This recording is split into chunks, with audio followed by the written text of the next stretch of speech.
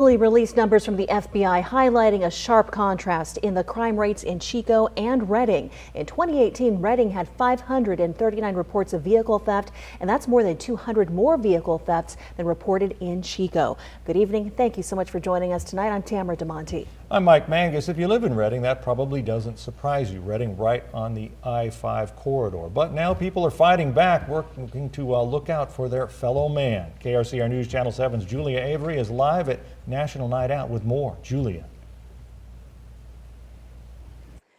You guys, people in Redding are getting increasingly better at looking out for each other, and that's exactly what tonight is all about. But how do you get to look out for your neighbors if you don't know them? So people are coming outside in order to come together against crime. But they're not just physically coming together like they are tonight, they're also coming together on the internet in a virtual lost and found, or in this case, stolen and found.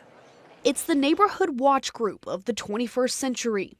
It's people keeping eyes out for each other and each other's things and keeping an eye out for the shady activity.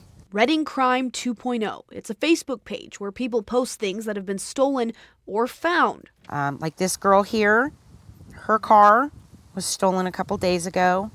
And it reaches 33,000 people. That's a third of Redding. And beyond. People pick up the posts, they share them to the various crime groups, sales groups. You'd be amazed the reach that this group has. Mia M. posted about her stolen car back in May. I'm not joking when I say I believe probably half the county had their eyes out. Even months later, people are seeing purple Hondas and messaging me, "Is this your car?" And, oh, I gotta stop. It's gonna make me cry. But RPD Sergeant Todd Kogel says if found through Facebook, call the police first. And he points out response times for things like this are getting better. And typically, if a stolen vehicle's been sighted or spotted, our officers are usually pretty quick to respond to that. Using social media for the good. Yeah, you know, they're taking ownership of some of the issues that are going on here in Redding, and they're trying to address it themselves. They realize that law enforcement can't be everywhere all the time, and they're trying to help each other out, which is, you know, what a community is supposed to do, take care of each other.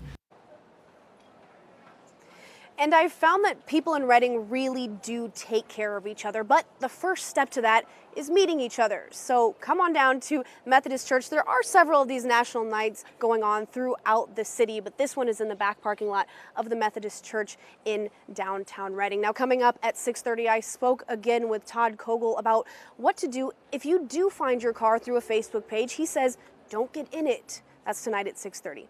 Reporting live in Redding, Julia Avery, KRCR News Channel 7. Thank you, Julia.